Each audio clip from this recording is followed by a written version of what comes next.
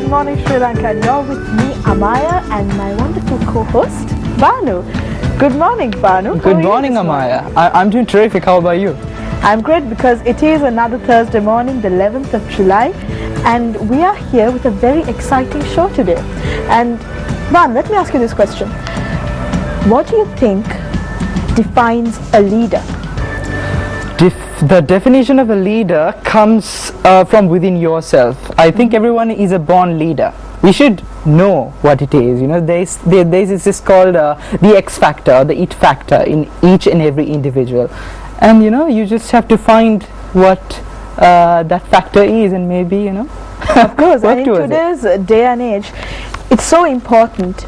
In addition to the paper qualifications and the degrees and diplomas that you can gain from so many institutions, it's also important to have the soft skills necessary to communicate with other people and to group them together and to really drive a group of people to achieve a certain objective or a certain goal.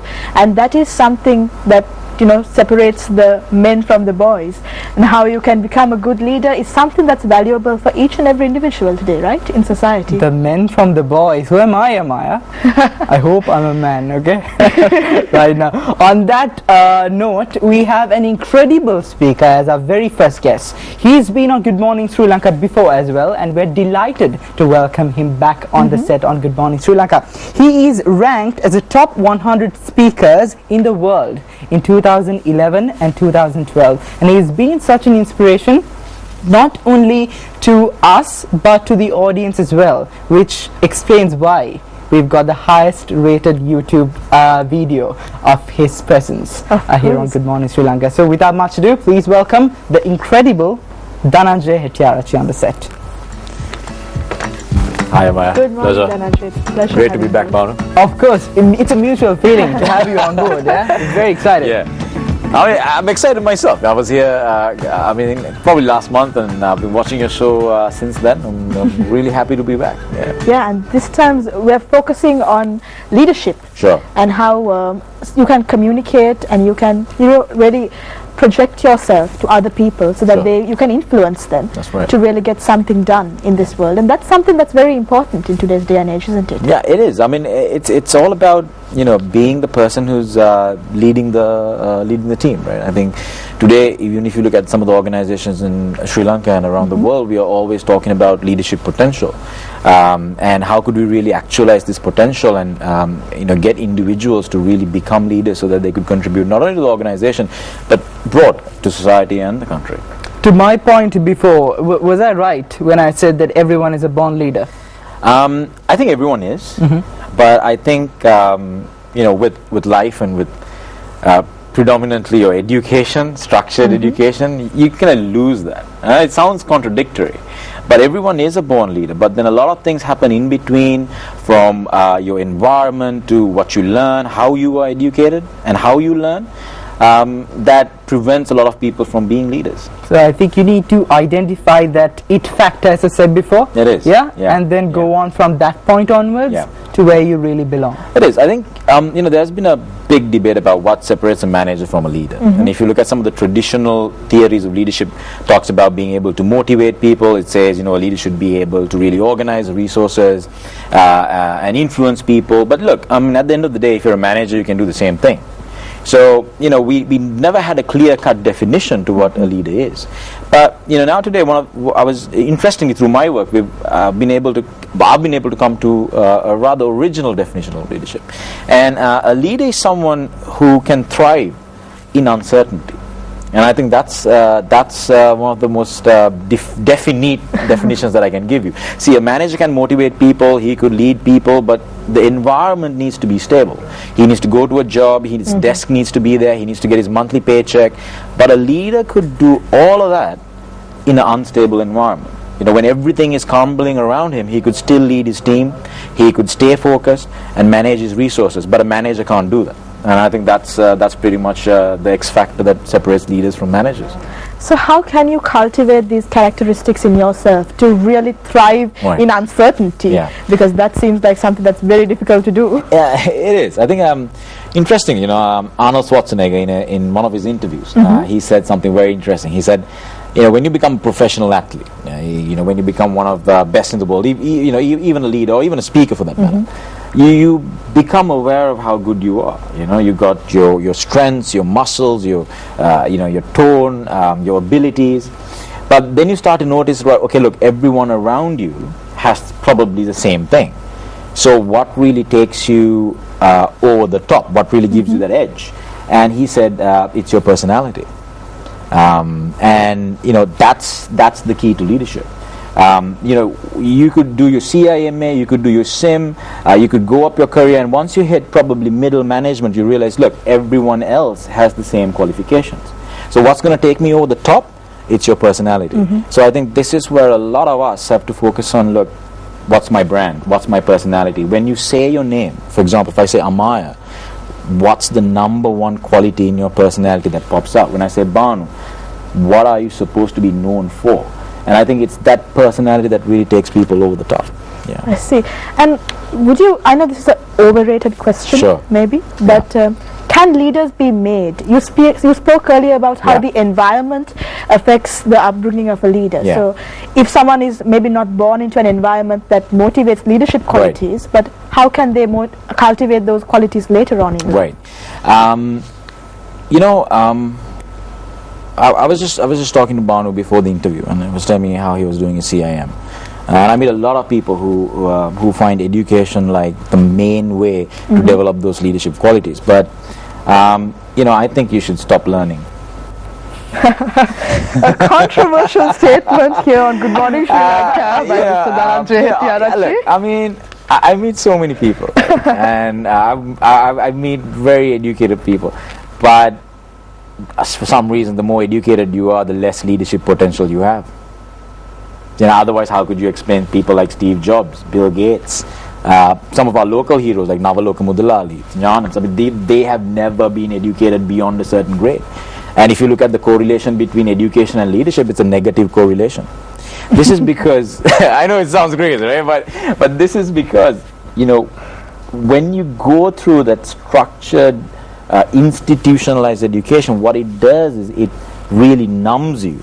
It numbs your qualities, numbs that instinct that really makes you a leader. So what you have to do is, rather than learning, you got to do a whole lot of unlearning. And I think this is what's really important for adults. We now know when you really learn something, what the value you bring to yourself and your company may be just 20%. But if you can really unlearn, that will give you an incremental advantage. For example, let's say time management. Let's say I'm really bad at time management. So I go for a time management training program. I've actually done this because I was really bad at time management. I start on Monday, Tuesday, Wednesday, Thursday, Friday. I get a new diary, new app on my iPad to manage the time. Give it 2 weeks, I'm back to my old self. But I've learned. Instead, you got to just unlearn being lazy. You got to unlearn procrastination. Then what happens is all of that negative behavior that's really stopping you kind of disappears with it. So if you want to really build your leadership competencies, unlearn your negative behavior, unlearn your negative qualities that is keeping you average, and just stop learning. And when you say someone can unlearn all of these negative qualities, if someone really wants to make a start today and go about doing it, what kind of advice can you give someone who really wants to make a fresh start? I think the best answer is you got to first want it. That's the main thing. I think I meet so many people who come and tell me, I want to be successful. I think everyone wants to be successful. But that's just a wish.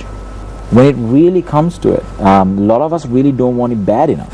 There's a very, very interesting story. I'm sure some of you would have heard about it. There was this young guy, right, who wanted to be successful, wanted to earn a 7-figure salary, wanted greatness. So he went in search of a guru. And he found a guru. And the guru said, okay, look, if you want to be successful, son, come meet me at the beach at 4 o'clock in the morning. And the guy said, sure, no problem. So he comes to the beach with a full suit, 4 o'clock in the morning, and the guru is there in the morning with his swimming trunks. And he says, okay, you want to be successful? And the guy says, yes, I want to be successful. Then come with me to the sea. And the guru goes into the sea, the guy follows him into the sea, and now the boy is wondering, what's going on? I want to be successful, I don't want to be having a swim. And then the guru says, come further into the sea, and now the water is up to his waist. And he asks, what are you doing? I don't want to swim, I want to be successful.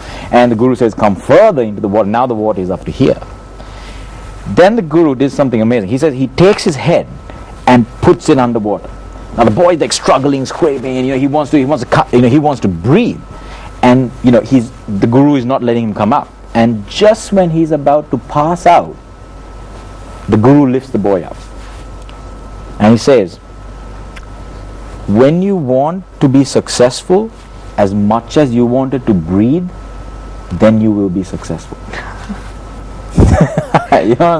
When you want to be successful as much as you wanted to breathe, then you will be successful. But a lot of us don't feel that hunger. Yes, we want to be leaders. If we get promoted, okay, we get it. If it comes by our way, yes. I will unlearn all of my negative habits and negative traits and develop leadership qualities under certain conditions. Mm-hmm. We never want that. We never want it bad enough. Some of us want to sleep more than want to be successful. Successful people don't sleep. I met so many successful people, they sleep only 4 hours a day. Because you know what they say? They say, if I sleep, I'm going to miss the opportunity to be successful. So, you really can't unlearn unless you really want it bad enough. Unless you really want, you really have that hunger. Mm-hmm. But once you develop that hunger, you will constantly put yourself into an environment that makes you feel uncomfortable. And that doesn't allow you to be all of the things that you are negative about. So for example, if I am lazy, I will always have a packed schedule that keeps me activated. If I am a negative thinker, I would always surround myself with positive people, because that will help me unlearn my negative thinking. If I give up on things easily, I would surround myself with people that really pull you up and never let you give up. So it's all about that, making that environment that doesn't allow you to be who you don't want to be, and that's how you want to learn. Wise words from Dhananjay right here. It's not just a want, it's a need. It's a need. I think that's the difference. You got to want it bad enough. Yeah. It's like this. If you spend half the time, if young guys spend half the time they spend on Facebook, if you spend half the time on Twitter, on YouTube, and you put that into really becoming successful, you will be successful. A lot of us, we try once, we try twice, and we give up. That's because we don't want it bad enough. Now, I can remember when I started my my training career on my own. I left my company and started on my own. For one whole year, I got rejected.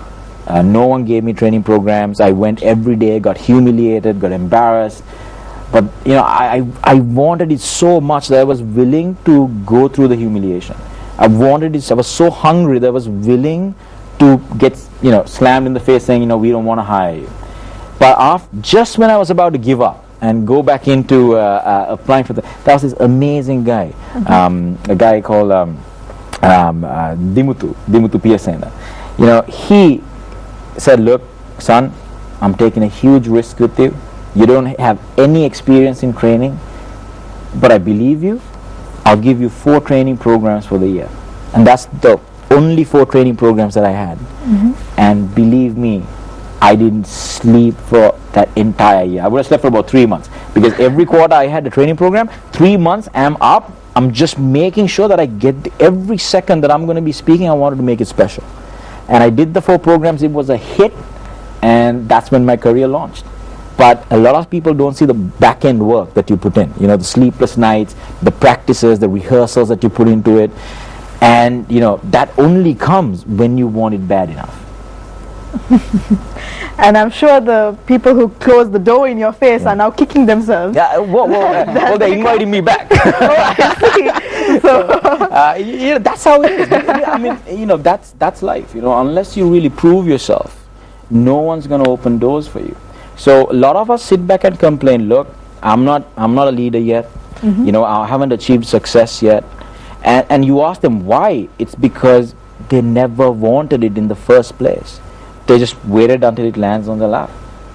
And that is not how it happens. So we'll be discussing more about leadership, success, and the motivation to become a successful leader with Dhananjay right after this short break.